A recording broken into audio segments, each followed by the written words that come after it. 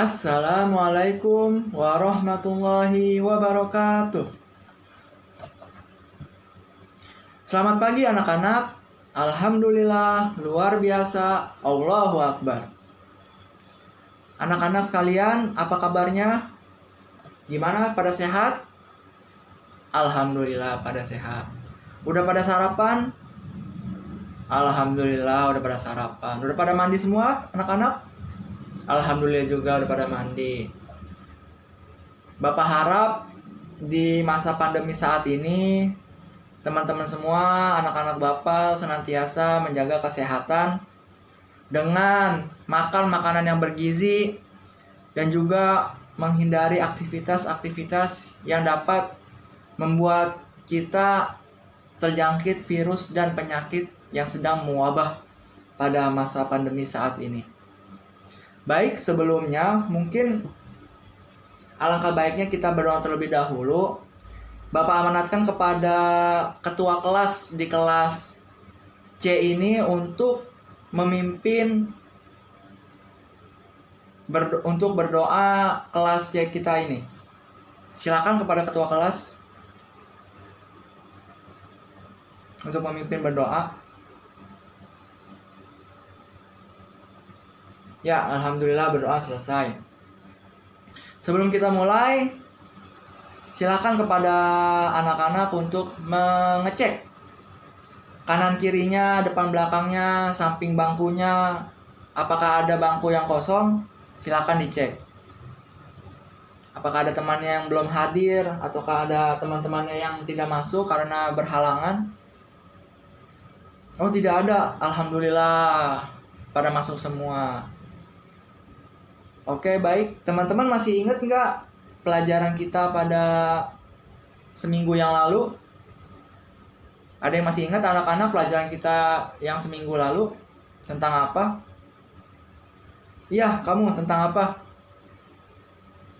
Betul, tentang menerapkan penggajian dan juga pengawasan. Betul, menerapkan penggajian dan tunjangan pegawai. Siapa yang masih ingat apa manfaat dari menerapkan penggajian dan tunjangan pegawai? Silakan angkat tangan. Iya, kamu, Doni. Apa manfaatnya?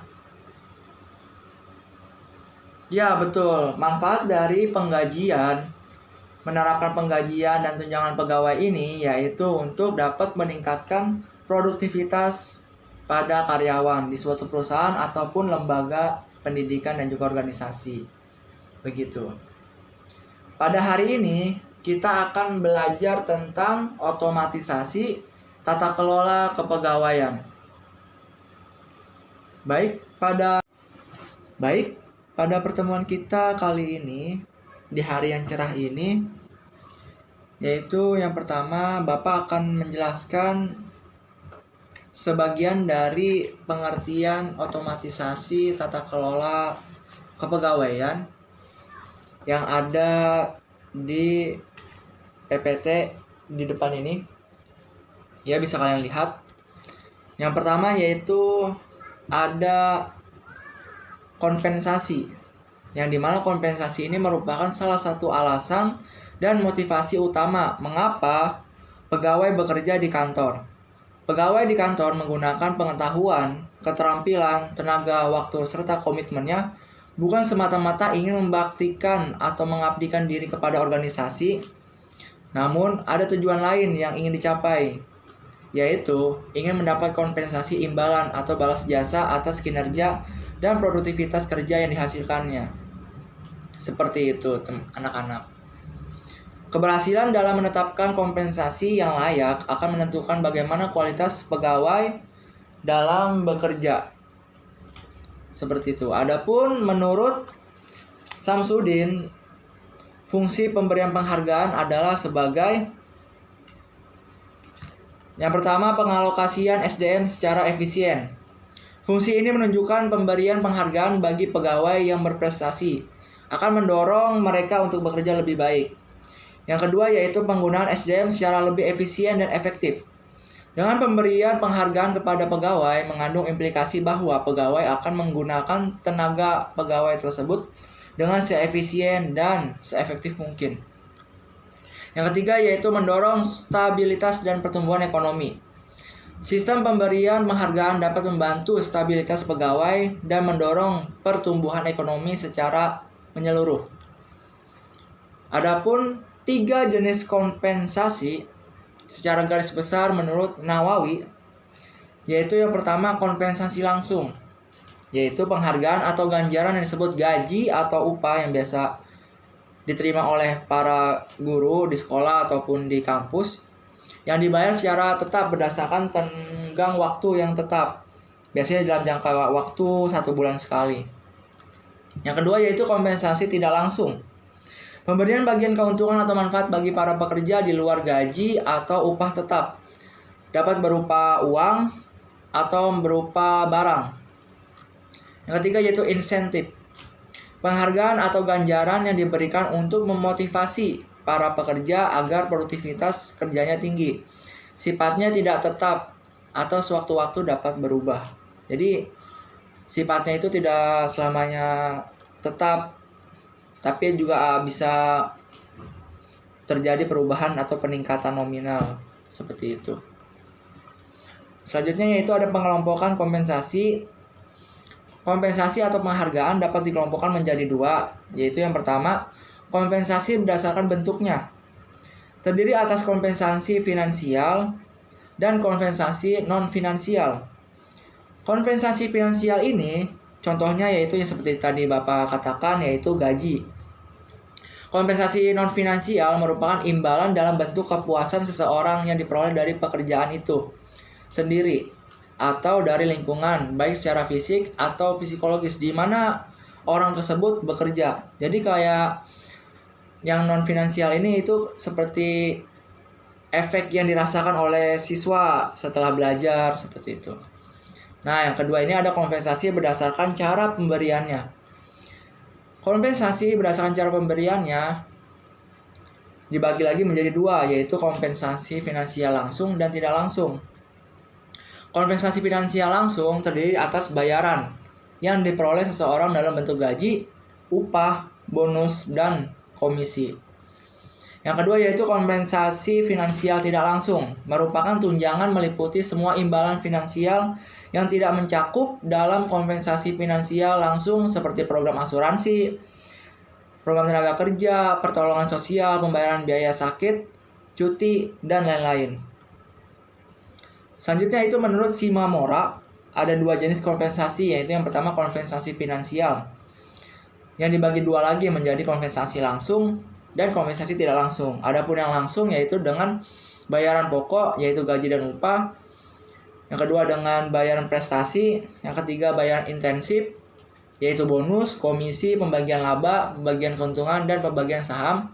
Yang keempat yaitu bayaran tertangguh yaitu program tabungan dan anuitas pembelian saham.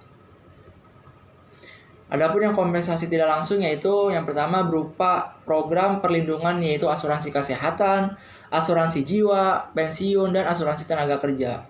Yang kedua yaitu bayaran di luar jam kerja berupa liburan, hari besar, cuti tahunan, dan cuti hamil, dan sebagainya.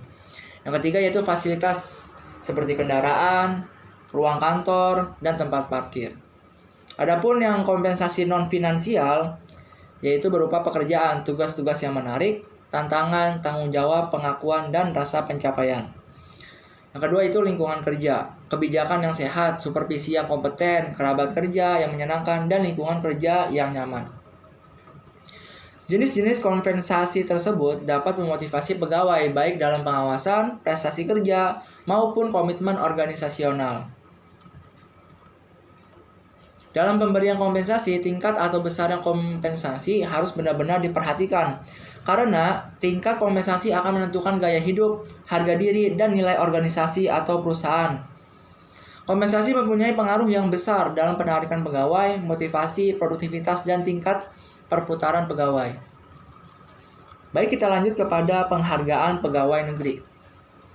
Penghargaan pegawai negeri erat hubungannya dengan pangkat dan jabatan karena pemberiannya pemberian penghargaan umumnya disertai pemberian kenaikan pangkat. Pangkat itu sendiri yaitu kedudukan yang menunjukkan tingkat seorang pegawai dalam susunan kepegawaian dan yang digunakan sebagai dasar pengajian. Untuk teman-teman, untuk anak-anak silakan catat hal-hal yang penting dari penjelasan Bapak ini.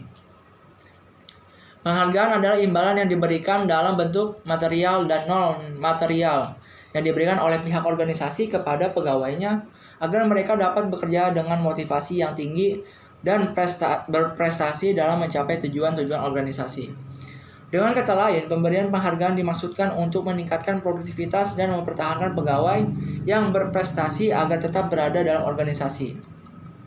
Adapun menurut Peraturan Pemerintah Nomor 11 Tahun 2017 yaitu pasal ke-231, PNS atau yang kita ketahui sebagai pegawai negeri sipil yang telah menunjukkan kesetiaan, pengabdian, kecakapan, kejujuran, kedisiplinan, dan prestasi kerja dalam melaksanakan tugasnya dapat diberikan penghargaan. Seperti itu. Secara umum, pemberian penghargaan pada pegawai mempunyai tujuan sebagai berikut. Yang pertama, yaitu usaha menumbuhkan perasaan diterima atau diakui di lingkungan kerja. Yang kedua, untuk memotivasi para pegawai agar produktivitasnya tinggi. Jadi, agar para pegawai di suatu perusahaan atau lembaga pendidikan itu ingin produktivitas kinerjanya itu tinggi, maka harus dilakukan sebuah motivasi dari para pemimpin dari instansi tersebut atau perusahaan tersebut. Ketiga, yaitu intensif, yang mengaitkan bayaran atas dasar untuk dapat meningkatkan produktivitas para pegawai guna mencapai keunggulan yang kompetitif. Pemberian penghargaan dapat berupa tanda kehormatan, kenaikan pangkat istimewa, kesempatan prioritas untuk mengembangkan kompetensi, kesempatan menghadiri acara resmi atau acara kenegaraan. Adapun penghargaan kepada pegawai negeri sipil berupa tanda kehormatan diatur dalam Peraturan Pemerintah Nomor 99 Tahun 1994 tentang tanda kehormatan Satya Lancana Karya Satya, sedang pemberian kenaikan pangkat istimewa diatur dalam Peraturan Pemerintah Nomor 99 Tahun 2000 tentang kenaikan pangkat pegawai negeri. Seperti itu. Adapun Peraturan Pemerintah Nomor 25 Tahun 1994 ini adalah peraturan pemerintah tentang pemberian tanda kehormatan Satya Lancana Karya Satya. Satya Lancana Karya Satya merupakan penghargaan dari negara terhadap pegawai negeri sipil yang telah bekerja dengan penuh kesetiaan kepada Pancasila, Undang-Undang Dasar 1945. Negara dan pemerintah serta penuh dengan pengabdian, kejujuran, kecakapan, dan disiplin sehingga dapat dijadikan teladan bagi pegawai lainnya. Jadi sebagai contoh untuk pegawai yang lainnya agar senantiasa bekerja dengan baik demi negara, seperti itu. Satya Lancana Karya Satya adalah tanda kehormatan yang dianugerahkan kepada pegawai negeri sipil sebagai penghargaan atas jasa-jasa terhadap negara. Dewan Tanda-Tanda Kehormatan Republik Indonesia adalah dewan yang mempunyai tugas memberikan pertimbangan kepada Presiden dalam menetapkan penganugerahan dan pencabutan hak memakai tanda kehormatan. Ketiga, yaitu pimpinan instansi adalah Menteri, Jaksa Agung, pimpinan Kesekretariatan, lembaga tertinggi atau tinggi negara, pimpinan lembaga pemerintah non-departemen. Menteri adalah menteri yang dipimpin oleh departemen dan menteri sekretaris negara. Pegawai negeri sipil adalah pegawai negeri sipil sebagaimana dimaksud dalam Undang-Undang Nomor 8 Tahun 1974. Yaitu ada 3 macam. Yang pertama, Satya Karya Satya 10 tahun berwarna perunggu. Satya Lancana Karya Satya 20 tahun berwarna perak. Dan yang terakhir, Satya Lancana Karya Satya 30 tahun berwarna emas. Satya Lancana Karya Satya dibuat dari logam berbentuk lingkaran dengan relief sebagai berikut. Pada sisi bagian depannya berupa setangkai kapas dan setangkai padi, masing-masing terdiri dari 17 daun dan 8 bunga kapas, serta 45 butir padi di tengah lingkaran. Terdapat gambar perisai Pancasila, yang di atasnya terdapat bintang persegi 5 dan tulisan Karya Satya. Yang isinya itu angka Romawi untuk Satya Lancana, angka Romawi 20 untuk Satya Lancana Karya Satya 20 tahun, angka Romawi 30 untuk Satya Lancana Karya Satya 30 tahun. Pada bagian sisi bagian belakangnya tertera tulisan Republik Indonesia. Satya Lancana Karya Satya tersebut digantungkan pada pita berwarna dasar biru dengan 5 lajur berwarna abu-abu. Bentuk gambar ukuran Satya Lancana Karya Satya dan pitanya adalah sebagaimana tersebut dalam lampiran peraturan pemerintah. Satya Lancana Karya Satya dianugerahkan kepada pegawai negeri sipil yang dalam pelaksanaan tugasnya telah menunjukkan kesetiaan, pengabdian, kecakapan, kejujuran, dan kedisiplinan. Seperti itu. Satya Lancana Karya Satya ini, anak-anak, dianugerahkan dengan keputusan Presiden setelah mendapat pertimbangan dari Dewan Tanda-Tanda Kehormatan Republik Indonesia atas usul pimpinan instansi yang dikoordinasikan dengan Kepala Badan Administrasi Kepegawaian Negara. Setiap pemberian Satya Lancana Karya Satya disertai piagam tanda kehormatan yang ditandatangani oleh Presiden langsung. Mungkin seperti itu tambahan pembuka dari Bapak mengenai materi kita pada hari ini, yaitu tentang otomatisasi tata kelola kepegawaian. Selanjutnya Bapak ingin meminta kepada anak-anak semua untuk berbagi membuat 6 kelompok. Kan kita satu kelas ada 30. Jadi dibagi 6 kelompok. Nah, untuk teman-teman silakan berhitung dari pojok sana sampai pojok situ 1 sampai 6, kemudian diulang lagi. Lalu setelah selesai, silakan teman-teman yang memiliki angka 1, yang telah menyebutkan angka 1 berkumpul dengan angka 1. Dan juga untuk teman-teman yang menyebutkan angka selain 1 seperti 2, 3, 4, 5, 6 berkumpul dengan teman-teman yang juga menyebutkan angka yang sama 4, 2, 3, 4, 5, 6. Oke. Ya, silakan berkumpul menurut angka kelompoknya masing-masing. Bapak tunggu selama 2 menit.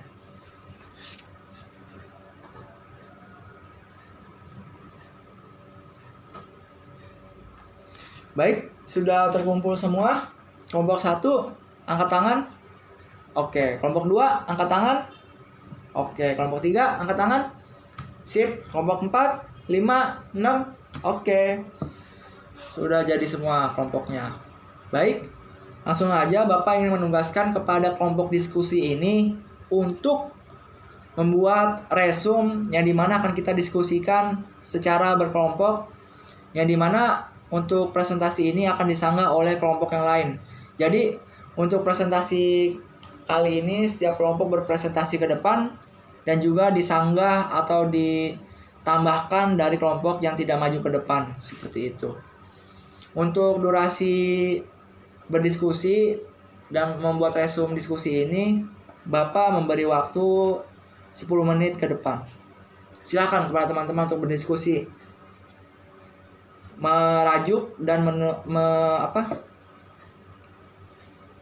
dengan menggunakan pedoman buku otomatisasi tata kelola kepegawaian yang ada di perpustakaan.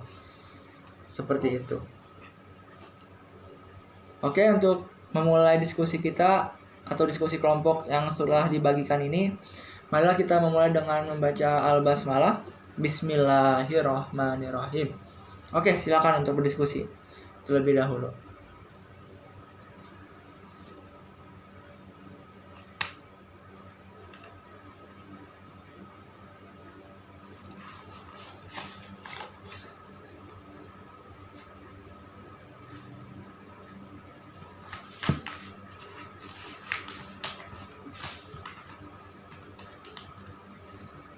Oke, untuk waktu diskusi kita kali ini telah selesai. Mungkin Bapak ingin menyuruh untuk kelompok 1 berdiskusi di depan untuk mempresentasikan hasil diskusinya di depan dan akan disanggah oleh teman-teman yang lain. Silakan kepada kelompok 1 untuk maju ke depan.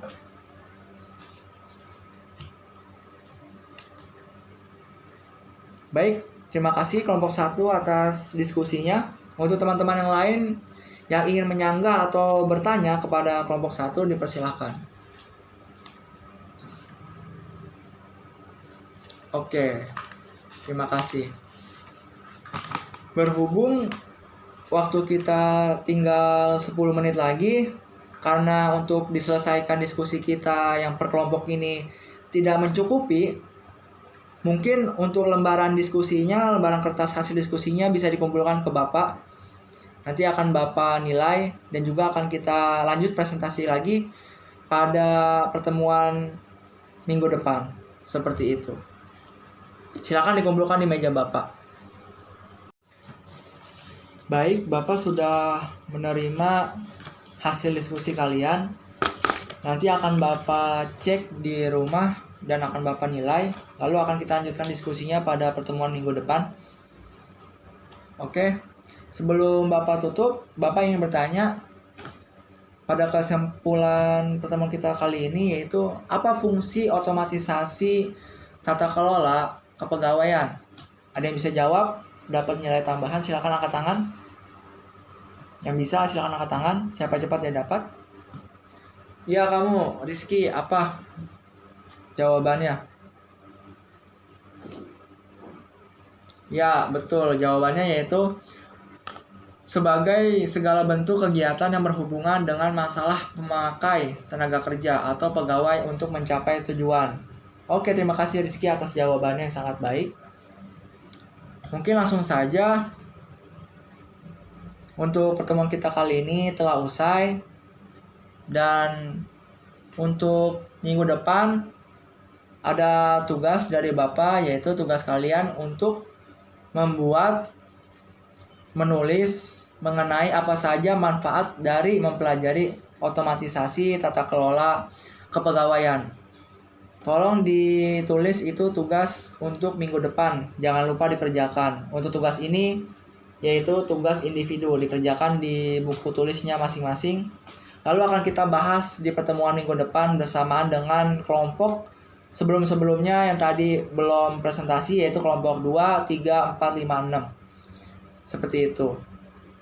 Langsung saja mungkin dari Bapak cukup sekian untuk pembelajaran hari ini yang sangat baik, yang sangat aktif. Untuk teman-teman, untuk anak-anak, jangan lupa jaga kesehatan, jangan lupa makan, jangan lupa istirahat yang cukup, dan kalau bisa ditambah dengan minum vitamin. Mungkin cukup sekian dari Bapak. Kurang lebihnya mohon maaf. Apabila ada kekurangan mohon dimaafkan. Apabila ada kelebihan dari Bapak mohon dimanfaatkan dengan sebaik-baiknya. Sekian dari Bapak. Wassalamualaikum warahmatullahi wabarakatuh.